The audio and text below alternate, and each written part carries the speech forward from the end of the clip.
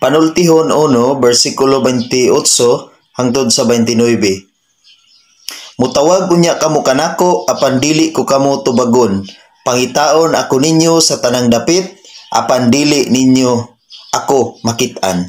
Tungod kay wala gayud ninyo gamita ang kahibalo o kanunay kamong nagdumili sa pagtahod o pagbaton o kahadlok sa Ginoo. Igsuon, samtang may panahon pa, pangitaon nato ang Ginoo. Samtang abtik pata, samtang buhi pata, ato gayud nga unahon ang Ginoo sa kanunay.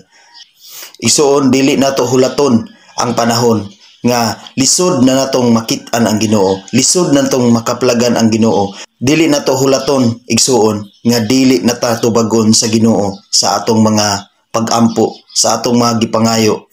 Igsuon, samtang may panahon pa, buhaton nato ang mga butang nga makapahimuot sa Ginoo. Buhaton nato ang kabubuton sa Ginoo samtang may panahon pa, samtang baskog pata, samtang abtik pa ang atong lawas, samtang kita aduna pay igong kusog sa pag-alagad sa Ginoo. Pangitaon nato ang Ginoo, ato siyang alagaran samtang makaplagan pa nato siya. Dili nato hulaton ang panahon nga maglisod na ta og pangita sa Ginoo. Dili nato hulaton ang panahon nga dili na kita tubagon sa Ginoo. Tungod kay ang rason nga dili ta tubagon sa Ginoo, tungod kay nag-ingon siya diri nga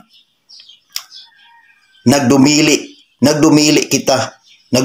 kita sa pagtahod o sa pagbaton og kahadlok sa Ginoo.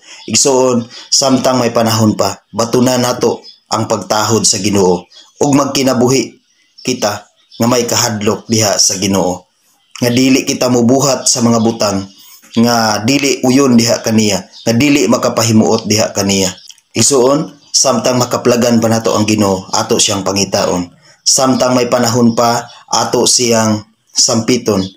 Igsuon, samtang may panahon pa, dili kita magdumili sa pagtahod sa Ginoo. Gamito nato ang kaalam nga gihatag sa Ginoo kanato, kaysa ingon ni ana, ato siyang makaplagan ug tubagon gid kita sa Ginoo. God bless sa tanan.